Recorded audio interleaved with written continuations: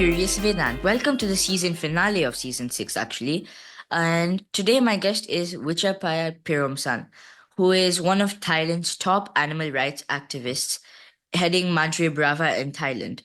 Prior to this, she led Synergia Animal in Thailand, during which she ran and won campaigns against many large corporations. Hi, Wich. Welcome to my show. Hi, Vidans. Thank you so much for inviting me to your show. I am very glad to be here.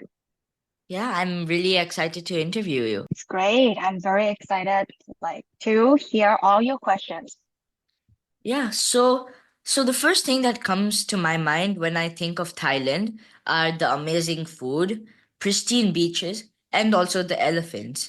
So, how is it to live in Thailand, and what do you like the most about living there? Yeah, you're absolutely correct about amazing food and beautiful beaches. These two things are definitely two of my favorite things. Living in Thailand, I like going to beaches and I love food here. And Thailand is a place where you can find such a unique variety of food with harmony of flavors in one dish. Like you will get spicy, sour, and sweet at the same time.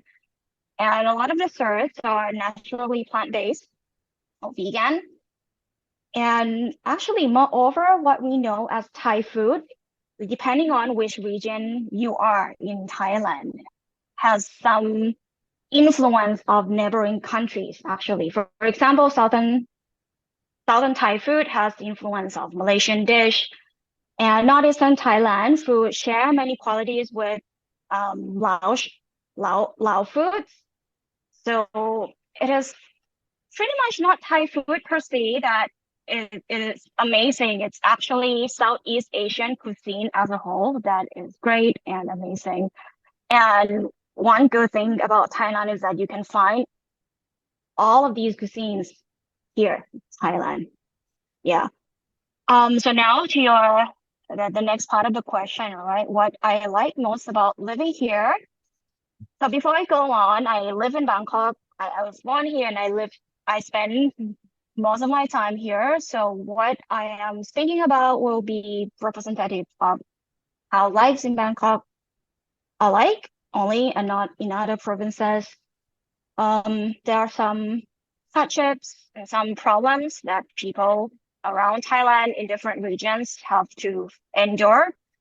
For example, air pollution, which is a huge problem in the northern Thailand, floods, droughts, in Bangkok, in especially like there's pollution problems too because of the of personal car use, and you can't really blame people for using cars because we have inefficient public transportation. But I mean, it's still a very fun city to live in. I like living in Bangkok. There's so many places to go and so many events to visit if you are interested in arts, culture, and music.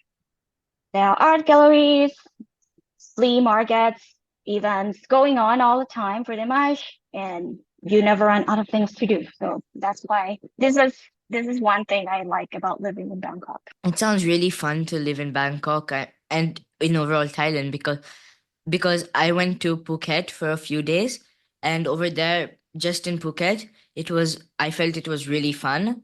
I mean, we didn't really do much since it was like 2 or 3 days, but there was a beach nearby the hotel that we were staying, and it was really, really big, and I really liked it a lot. And we had local food from Phuket, and that was really, really tasty.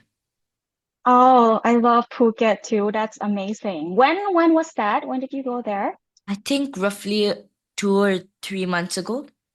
Oh, wow. Amazing. Yeah, Phuket is one of my favorite place to go. Unfortunately, I don't go there as often as I would like to. Yeah, it's a good place for beach and surfing. Yeah. Yeah. And so from all the fun, and now we now have to go to extreme animal suffering.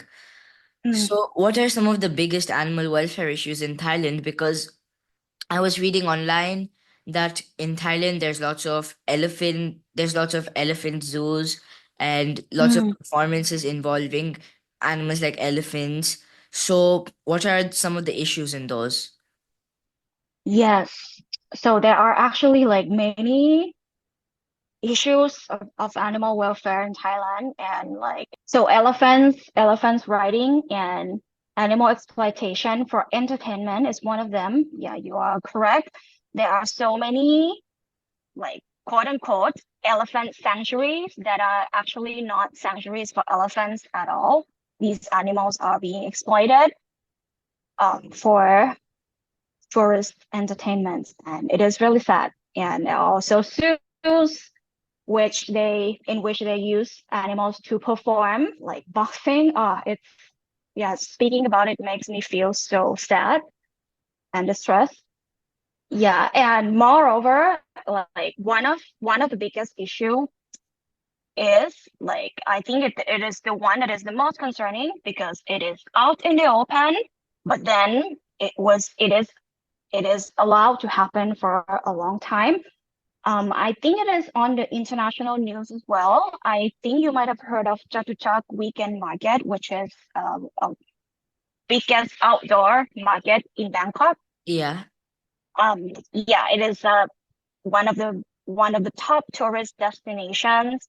People go there to shop. There are so many things to shop, like clothes, ceramics, old books, and animals. They have this so-called pet section.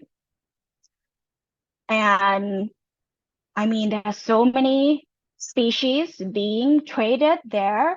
They're being kept in really bad conditions, like in very small cages. Um, and there are some species that are illegal to be traded, being so that they are protected wildlife species that are not supposed to be pets for people, but they are being sold there anyway. And a little over a month ago, this pet section caught on fire and more than 100 stalls were burned down, including animals that are kept inside. So these animals are being kept there like all day, pretty much. Like there's no transportation for them to a safer place. Overnight, they just live there for their entire life. So like when this market caught on fire, these animals just were just burned alive. It's such a very harrowing and sad news. So this is like the most conspicuous form of exploitation, right? It's not hidden like animals that are being killed in a slaughterhouse.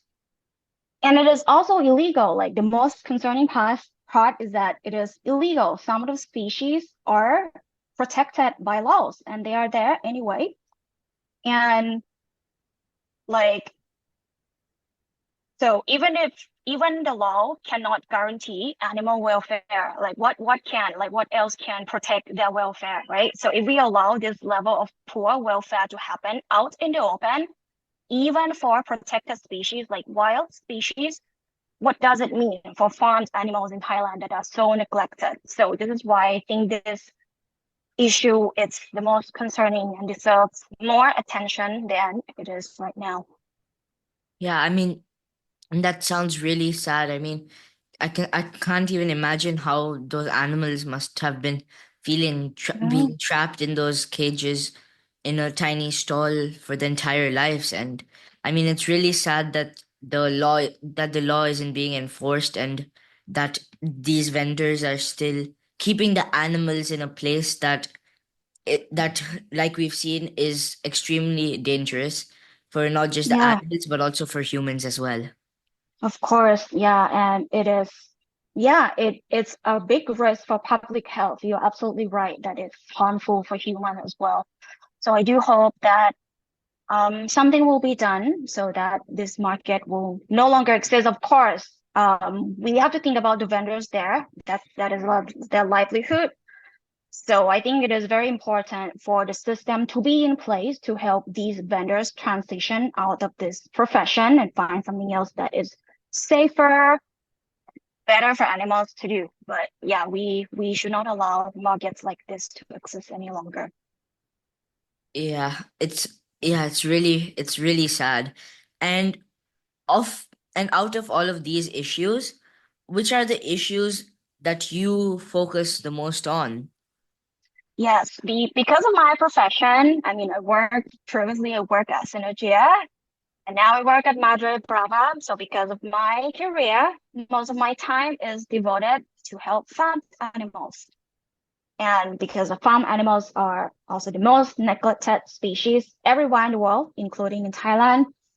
And what makes like farmed animals deserve um, focus and attention is the fact that Thailand is the largest animal protein exporter in the whole Asia region. And that translates into the large number of individual animals that are being bred into existence in order to be slaughtered for meat, right? And yeah, the number of animals is projected to grow every year because of the increase in population. The trend is that people will eat more meat every year. Yeah, so this is why farms animals for meat, it's like deserve attention. Yeah, I mean, I've heard lots about farmed animal welfare, and can you tell me what's different about farm animal welfare in Thailand than what it might be in the rest of the world? Yeah, I mean, like the most striking comparison would be to compare it to Europe.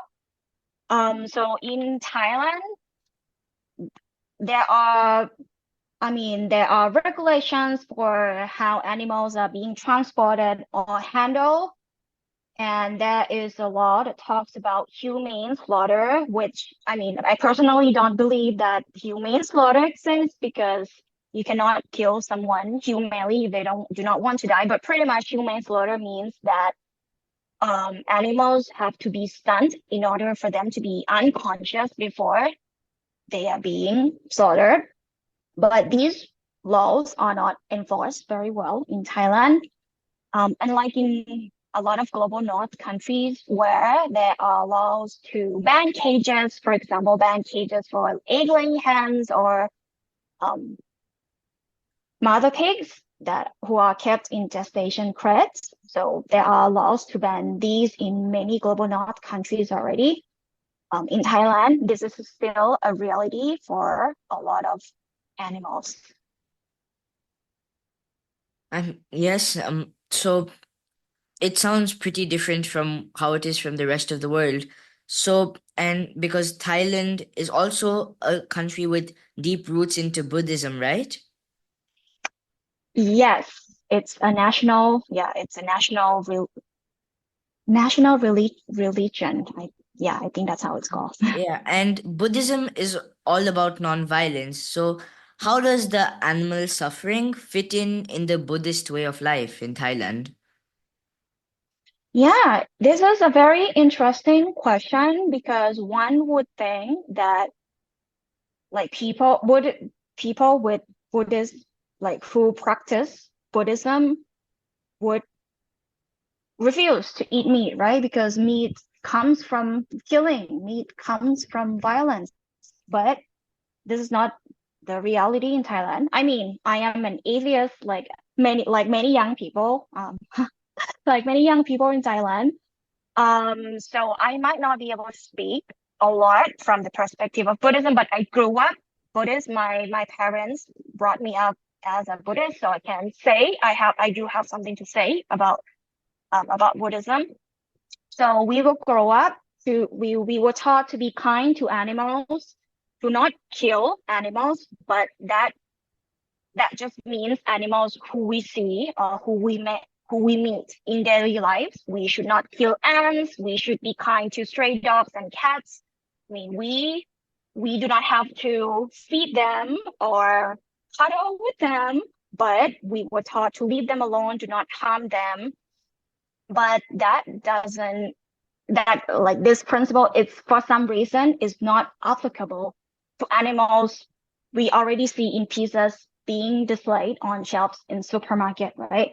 When I was a child, um, actually like when I was a little child, I mean, I have this question about like, so why? So for some reason, children seem to be able to make the connection between live animals and animals' meat, right? And then as we grew up, so society conditioned us to forget. And then, yeah, I remember that adults in my life would tell me that do not think a lot about it. It's being killed already, so we don't kill it. It's fine. So that was being said to me. So, like, this is a inconsistent, right, in the teaching, in the Buddhist teaching and how people actually live. And I do hope like, I mean, Thai people are very kind. And so there's a culture of making merits where people will, so in on their birthday, on special occasion, people, some people will donate to buy of cows from slaughterhouse, for example. So they will um, donate some money, and for so when the temple has this amount of money, which is enough to buy a cows like of slaughterhouse alive, so people will pull in that money in order to do so in special occasion. So they believe that they do this. They believe that if they do this, this is a good karma. It will gain them more merit so that they can reincarnate in a better next life. And then, I mean, I think this is a very kind practice, and I do hope that more people would see the connection between like buying off animals' life from slaughterhouse and how this should translate into the way they choose to eat as well. I do hope that people will find this kindness in their heart and then start doing what they actually believe in. Yeah, I mean that sounds like a really good system for both the temple and the animals, because the temples are in a way worshiping God and make sure that they get good for themselves, but they're also helping the animals in a way by making sure that the slaughterhouses don't slaughter the animals. And yeah, Yeah. I think it's really nice that the temples are doing this, and more people around the world should try and, if not do it personally, support more organizations that might be doing similar work. Yes, I agree. Yeah, the concerning part is that not a lot of cows will be the lucky ones. The majority of them would, yeah, would be slaughtered. But yeah, I still think that this culture like reflects how Buddhism is still like in people's heart. People have kindness in their heart and they can change. Yeah. I mean, and what are some of the biggest challenges of promoting animal welfare in Thailand? Because as you said, there are people that completely disregard the animals, and I'm pretty sure that it's quite tough to Mm-hmm. promote animal welfare because people don't know much about it, so they wouldn't really think much when they see something about it. So what are some of the challenges? Yes. So actually, I think people know. I mean, so sometimes people will see footage of how animals are being treated in farms, but they would think that, oh, this is normal, this is the way it has been. So, I mean, I feel bad for these animals, but what are the options? So this is one of the comments I heard the most as an animal advocate. They feel bad for animals. I mean, because they have kindness in their heart, right? They feel bad for animals. But what are the options? They just don't know what can we do to make animals' lives better so that they can suffer less, or they are concerned about the cost of animal products. I mean, they have to rely on animal products to live. That is still the reality in Thailand, and they're just concerned about cost. I mean, they feel bad for animals, but then they also have to think about themselves as well. I mean, which is not wrong. Like people have to think about their survival. People have to think about like their family and their income as well. So I think one of the biggest challenge is the condition that in Thailand doesn't allow people to choose. Like it doesn't give people a lot of options. I mean, if people would like to try to be kinder in the choice of food, they either have to pay more to buy plant-based products or they have to put more effort in trying to find plant-based products and put more effort in figuring out the ways to cook. And yeah, so I think this pre prevents people from making kinder choices for animals and for themselves, actually. Yeah, So and I think this, yeah, sorry, oh go no, you ahead. can finish.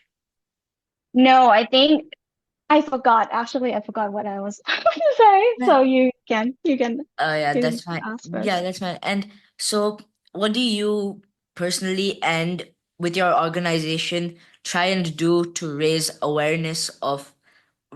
awareness of the situation? Yes. So my work at Madre Brava, right? hmm So I mean, I think we have to recognize that like the reality right now, it doesn't allow people to make a lot of choices. There are not so many options. So at Madre Brava, I we believe that it is important to create a conditions where plant-based diets or plant-based source of proteins are more accessible um, and cheaper so that people can choose to consume less meat if they would like to. And I mean, we have so many things to do in order for us to like achieve that goal. So that's what we are figuring out. And in fact, so Madre Brava is not an animal rights organization. It's not a vegan organization. But Madre Brava is a organization that thinks about the climate and health, people's health. So actually, scientific community has agreed that we will not be able to reach the Paris Agreement climate goals if we do not reduce emission from the food production, particularly production of animal products. So Paris Agreement says that we need to keep the surface temperature of the Earth to be below 1.5 degrees Celsius. And if we keep producing animal products like the way it has been, like it is business as usual, we will not be able to achieve this. It is impossible. So Madre Brava believes that we need the just protein transition, which means transition to plant-rich diets, less reliance on animal proteins, and is necessary for us, like for the future of humanity and for our health as well. So, so one of the ways for us to achieve this is we would like to create conditions where it is easier for people to reduce meat consumption. They can be reducitarian or flexitarian. I mean, it is better for us to have like millions of flexitarian or reducitarian rather than like a handful of vegans, right? I mean, I'm vegan myself, and I would be so happy to see people going vegan. But it is at the point where we have to recognize that we need more people to reduce or be flexitarian rather than having a handful of people being a perfect vegan. And yeah, it's sadly the current situation in Thailand is not like that. It is not easy for people to reduce consumption of meat. People obviously they have to commute. I mean, I can speak of Bangkok. People have to spend so many hours in a day commuting because of traffic. When they get home, they don't want to cook. It's so they eat meat because that's what's available. So what we have to do is to make the plant-based options available. Yeah, so you've just mentioned all of the struggles that people face when they could possibly want to go maybe slightly vegetarian, like flexitarian or vegetarian. So what Hmm. so what made you become a vegan? Oh, thank you, Vedan, for the question. It's a long story, and it happened. I mean, I went vegan after a series of many events that kind of happened in the span of 20 years. So I mean, it took me a long time to go vegan too. And when I think back, like I use my own story as a reminder to be patient with people and to understand why it might not be so easy for people to go vegan. So here's how it started. I mean, the way I remember it, when I was young, like 7 or 8, the movie came out. It is called Babe. It's a very old movie. I think it was definitely before you were born, Vedan. But you can ask your parents. I think they would know this movie. It is called Babe. It's a story of a pig who who he survived slaughtering somehow. I don't remember exactly how. And then he lived with his owner, who was the sheep herders.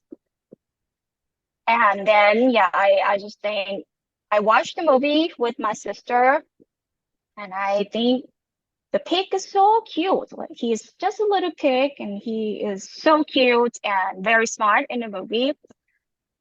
And yeah, I say that while I was watching this movie with my sister and eating pig's meat at the same time. So my sister, says at that time, she said, "Okay, so what are you eating? Like, so do you know what you're eating?" And at that point, I kind of like, yeah, I saw the irony of the situation about how I think the pig is so cute, but then I still ate them while admiring the cuteness of the pig in the movie. So that's when I started to think about stop eating animals. Like I did not think, I mean, I was young at that time. I did not even think about going vegan or vegetarian or anything like that. So at that time I started to want to stop eating animal products. But then I was a kid, I live with my family. I eat what my mom cooks, what my family feeds me. Otherwise, I go hungry. And I managed to stop eating land animals when I was in college. Yeah, and then I did not go vegan for 4 or 5 years, more years after that. So I actually like I rescued a mourning dove.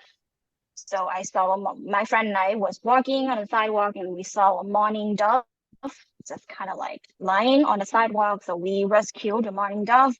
And we put a lot of effort in making sure that he would survive. We took 2 buses to the Wildlife Rescue Center and we like celebrated when like we delivered him at the Wildlife Rescue Center. On our way back home, we stopped by at a pizza joint to have some pizza. And then the pizza I ordered was served with chicken's meat in it. And I was so distressed because not longer than an hour ago, I rescued a bird, and here I am sitting in front of a pizza, like pizza that is served with the meat of the same species.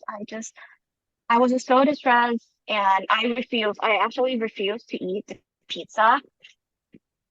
And the next day, I went vegan. Or like maybe a few days afterwards, like took me like a few days for this to sink in. I reflect.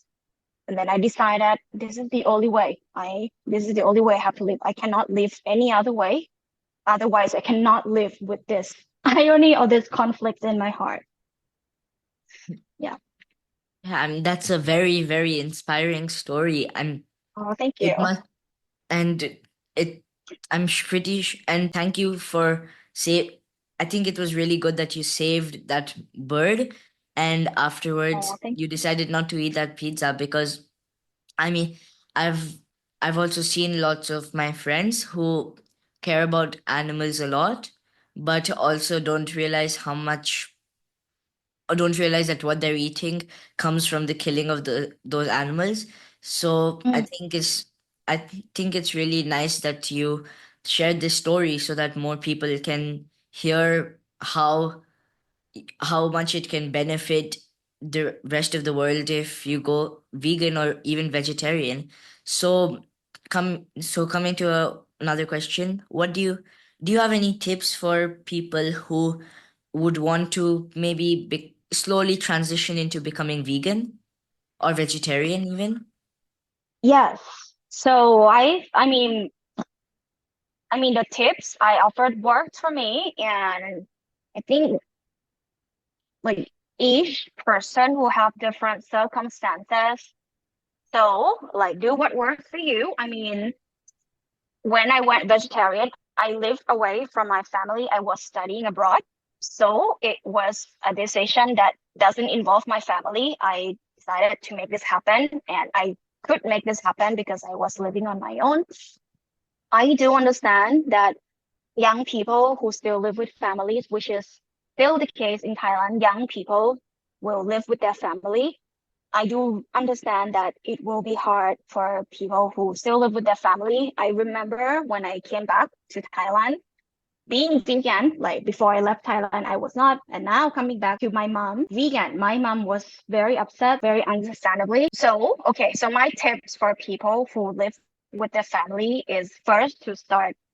I mean, I think the best way is to have a very straightforward conversation about why you decided to stop eating animals, how important it is for you. This is your value, this is who you are.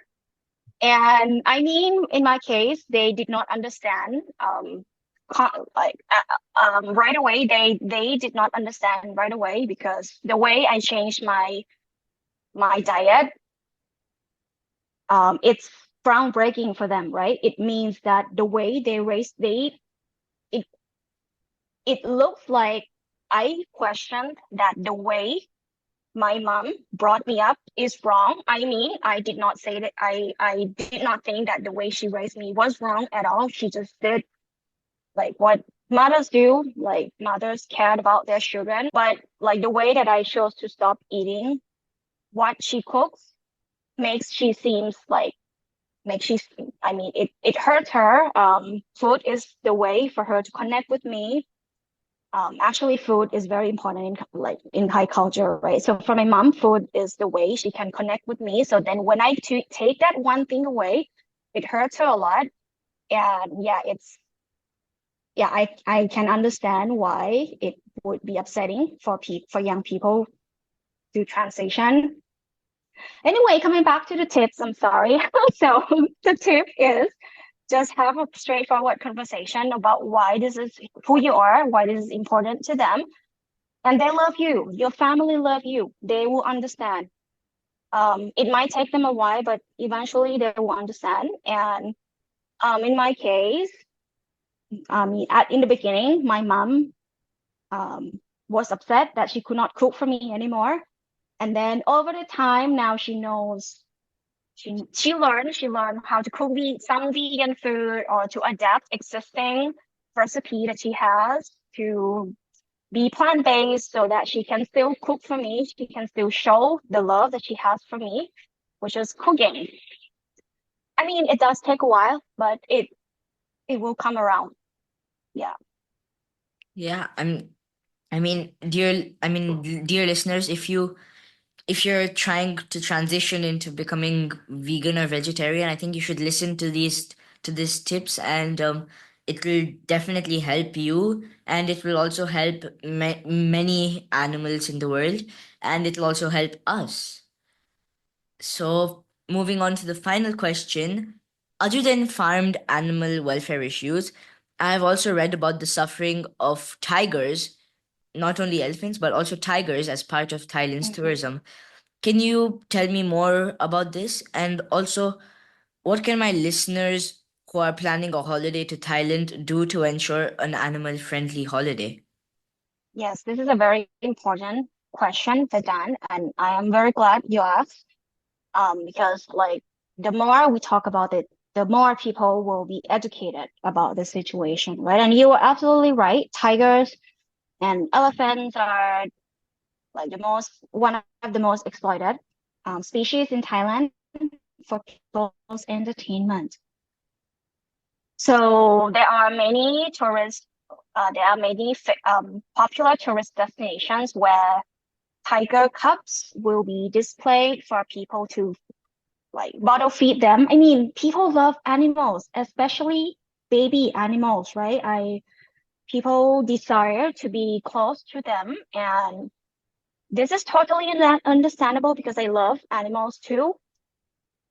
They just have to know that this is not the way animals should be treated. And if they truly love animals, the best way is to leave them alone, not to seek closeness to tigers. So tiger cubs should live with their mothers, and tigers should be in the forest, not in the zoos, pretty much. So yes, this is still the case in many tourist destinations. A lot of rich people in Thailand, they keep tigers as pets. Sadly, and a lot of elephants are being used in shows, like circus-like show. Sadly, it's still happening in Thailand. And also for people to ride on the back. I mean, it has become so much better now comparing to 20 years ago because of many advocates groups banning, like trying to advocate the ban on elephants coming into Bangkok for tourists. So you will not see elephants in Bangkok now. Like, so that's a great win for elephants. But there's still some places that pretend to be elephant sanctuaries, but then they allow people to ride on elephants' backs and do like allow people to do a lot of things that are harmful to animals, like to elephants. So what you can do as tourists who come here, so first is just refuse to go to zoos, any zoos at all. Like it is really hard to guarantee that which zoos are ethical. So just don't go to any zoos at all in Thailand. Like just um do not go to any shows that use animals in the shows. There are other shows, amazing shows that only consenting humans are in the show. So choose those shows instead of shows that exploit animals. So the first thing, right, refuse to go to the zoos or to any shows that use animal. Secondly, I mean, I understand the desire to be close to elephants, and you can still do this. There are legit elephant sanctuaries in Thailand. You just have to do your research before coming here and do not let like the excuse like, oh, it is easier to go to this place because it's close to me. Like, do not let that excuse get in your way to do what is right for you and for animals. So do your research and only go to a legit animal sorry, do your research and go to legit animal sanctuaries only, the ones that are really good for animals. The only one I can personally vouch for is Elephant Nature Park in Chiang Mai. So that one is really a elephant sanctuary and not a pretend sanctuary. And they have with like the owner, like the co-founder of the sanctuary, Pileg, also is a great animal advocate, and she rescued a lot of animals. Maybe she should be one of your guests in one of the other episodes, just suggesting. So this is the only one I can vouch for actually, but if you are traveling in other regions in Thailand, just do your research. There are information out there. So yeah, so those would be my which would be the two suggestions I can give for people who would like to come to Thailand.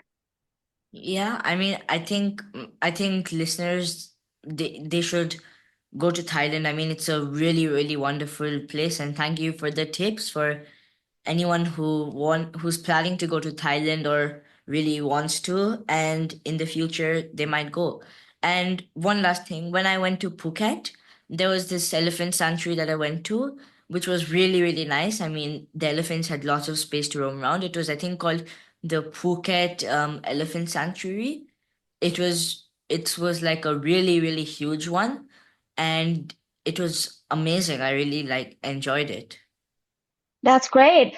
This is the one that is affiliated with the one in Chiang Mai. I Oh, think because yeah, I think my friend sent this to me and asked me if this is a reputable one, and I look into it, and this is the one that is affiliated with the elephant sanctuary in Chiang Mai. So this is one of the good ones.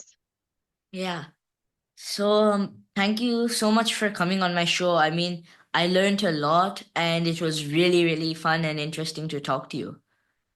Thank you, Vedant, again for inviting me to be on your show. It is a great honor to be here, and I enjoy um, having this conversation with you. I am especially glad that I have the opportunity to share a lot about Thailand and about the issues of animal welfare that are going on here. So thank you so much. Yeah, thank you so much. Dear listeners, follow my Facebook page, Curious Vedant, to get updates on my upcoming episodes.